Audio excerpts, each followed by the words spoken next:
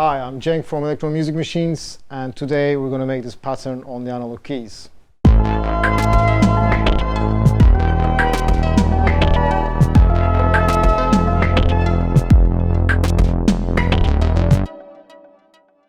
Okay, so let's start with building a bass line on track 1. So we've got the initial patch here. Okay, let's put the octave down as we're creating the bass line. So let's start editing the sound to turn it into a bass. We're on the oscillator 1 page. Let's add a sub oscillator first of all.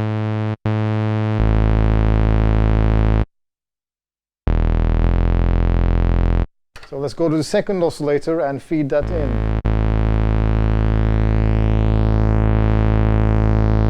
Hear it now, but it's kind of got this stale note, but I want to detune a bit so that it gets this nice fatness and this moving sound.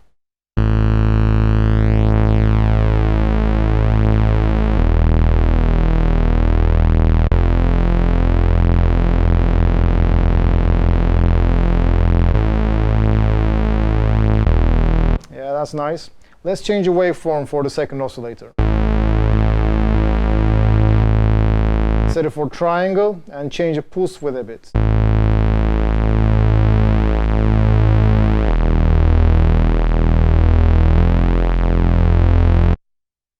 So now let's go to the filter page. We've got two analog filters with an analog overdrive in between them. So let's change them. I think I will use the second filter as a low pass filter.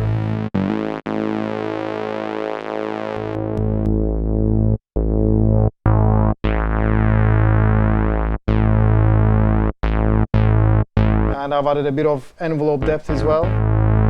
So now we can go to the envelope page for the filter and maybe raise the decay a bit.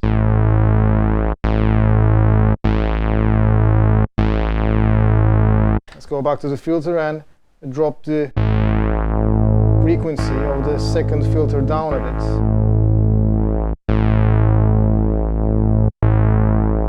bit. Maybe I could use the same filter envelope, but has it as a minus envelope depth amount for the first filter.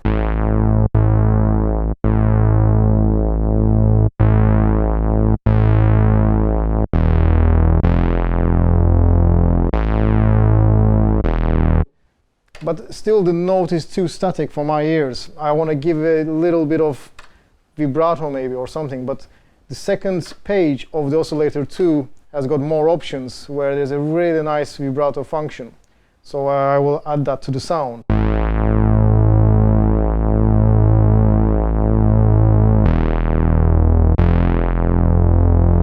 It's nice, but I don't want it to last in the whole notes.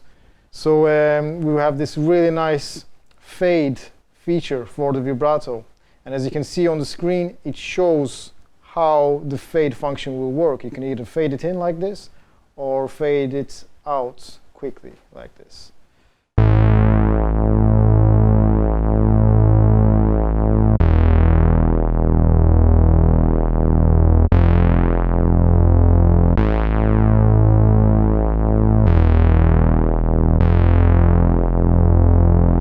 Okay, I'm happy with the sound, so let's start sequencing this. First of all, I will go to the scale setup page by function and page, pressing those buttons. I want to use the advanced mode because I want to have the 4 tracks with different sequence length, different step length. So let's set the master length for infinite, and let's set the step length for track 1 to 64. And let's exit this page. Let's press record and go into the grid recording mode and put the trigs in there. The sequencer is located right here, and you have the keyboard here. They work really well when creating sequences because they're really close to each other, and it's very easy to put in notes. You hold the step and choose which note that you want. It's simple as that. As we're laying some notes into the sequence, I should go to the note page and raise the length of the trigs. You can see the value of how many trigs the note will last for. I will set it for 32 steps. So that will be the first note, this one. So I go to the second page, and here I had another trick at the beginning of the sequence. So this was the first, this will be the second, yeah, like this. That could work, so let's put that there. And let's go to the third page and assign this note. Yeah. And at the end, maybe we can do something like this. I mean, the riff could go like something along the lines of this.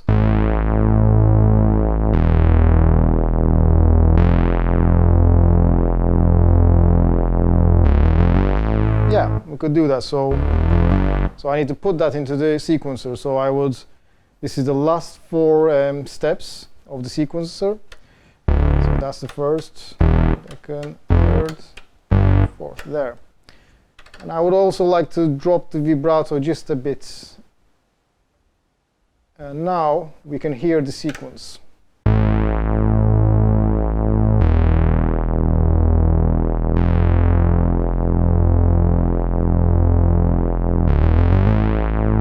That works. Now we need to make a beat for this bass line. So I go to track 2, and I will use the sound lock feature of the analog keys. This mode is really cool because I can trigger different presets per step in the sequencer. So let's say on the first step in the sequencer, I will select kick bass drum 1. And on the 9th step, I could select, let's say, snare. And here's the result. So I could add some different hits, different presets within the same sequence.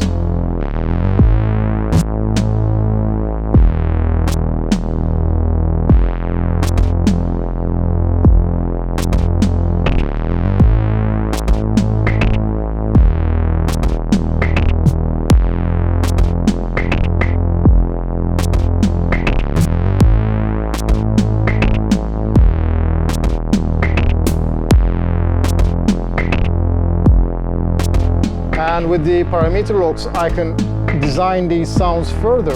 Let's say I want to add a bit more reverb to this snare sound, and this sound could be, I don't know, maybe open the filters a bit, and maybe add a bit of delay. But no, let's not do that. So the beat is alright. Maybe we could add a bit more things to it.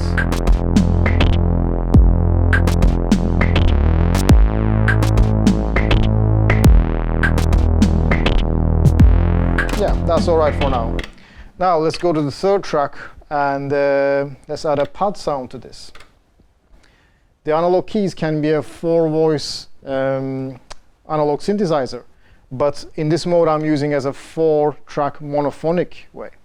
So to create like a pad sound, I would need some kind of a chord structure. I can achieve this with the sub oscillator going down to the 5th of the note. I think that's a really cool feature to have. So let's create a pad sound now.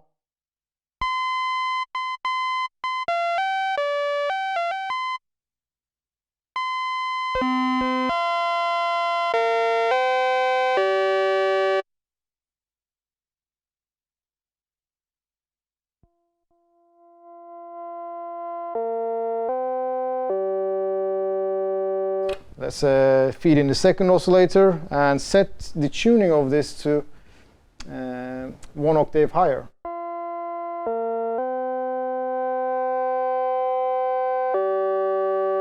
Now we will need some reverb and delay, and maybe a bit of a chorus also. The digital effects are send effects, so the signal path of the analog keys is 100% analog, but the digital effects are worked in a send manner.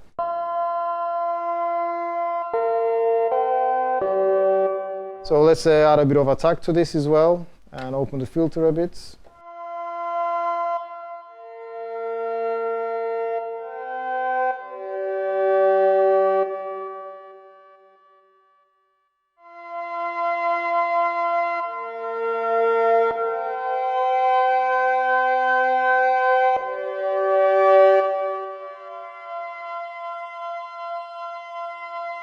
Okay, let's try to record that real time into the sequencer. Before I activate the real-time record modes, I will set the sequencer length to 64 step for track 3.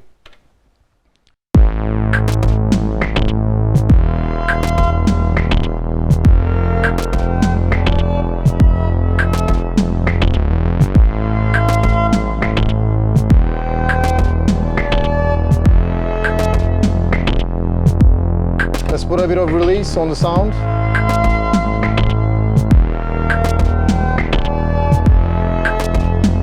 Okay, now I'm ready to record.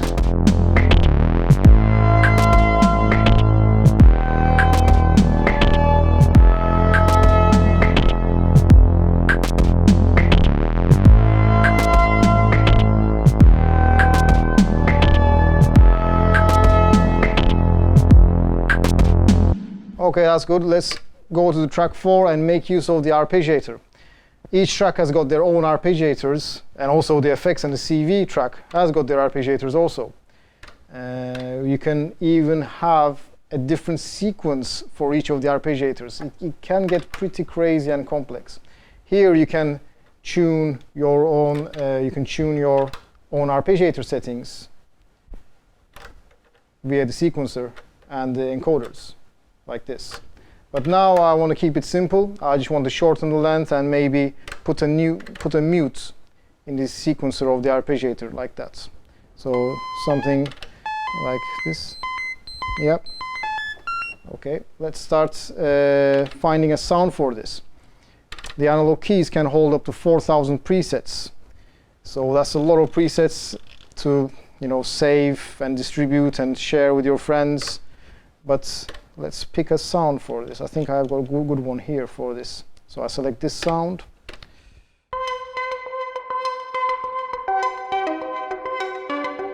Because it's an arpeggiator, I can press chords, and it will arpeggiate the notes that I'm pressing. So let's try to find something for this.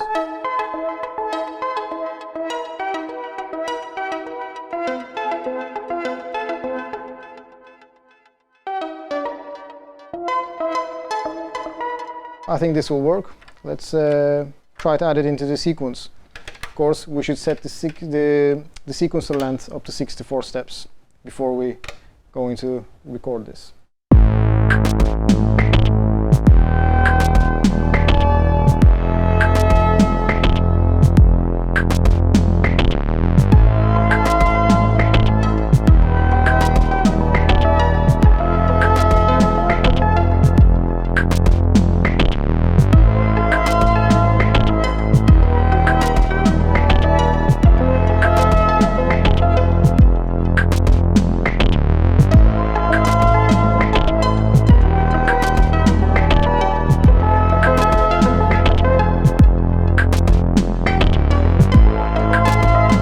Let's quantize the tracks.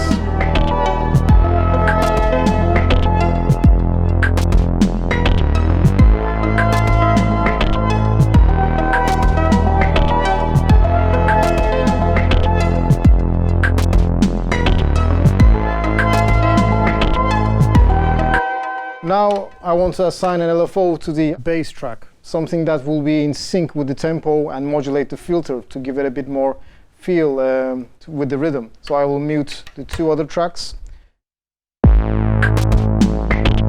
Here I will set the LFO for trig mode so that it will be in sync with the notes being pressed.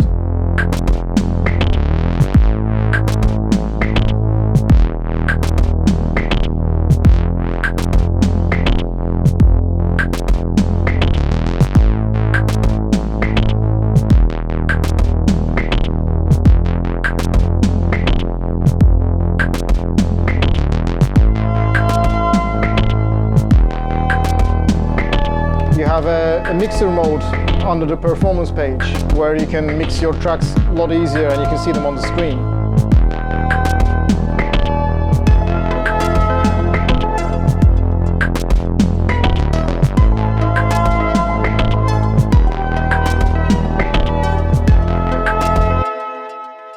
Now let's have a look at the joystick.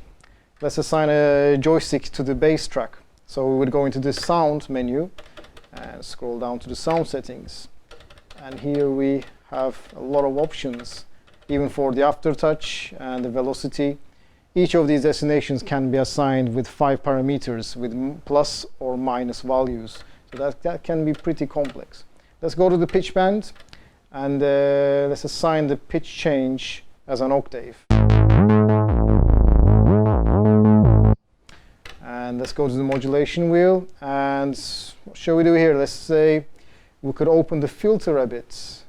on the second filter here, we choose second one, and adjust how much that we want the filter to be open when we push the joystick. As I'm pushing the joystick, I can see how much that I am modulating the given parameters.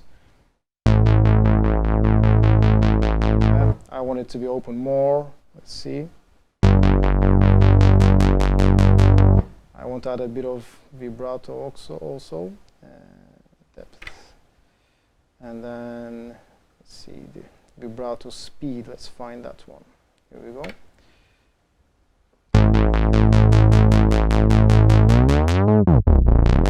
Okay, that's good. So.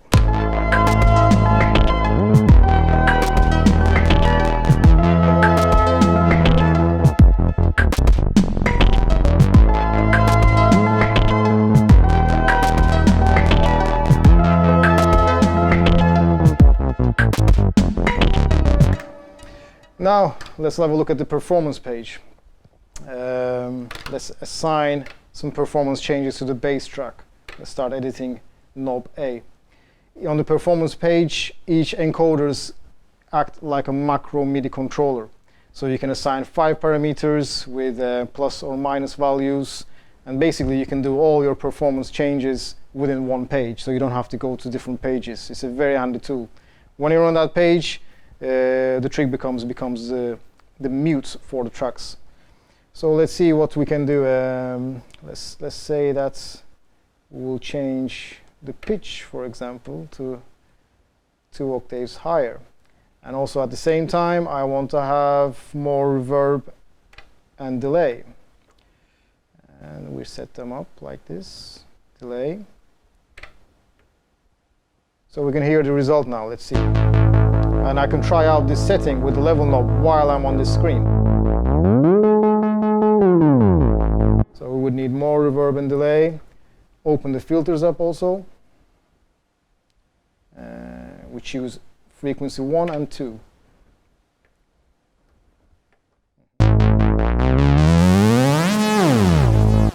So you get the idea, there's a lot of potential there. I've already set up some other performance encoders for these ones. So yeah, we can have a quick play with the performance pages now.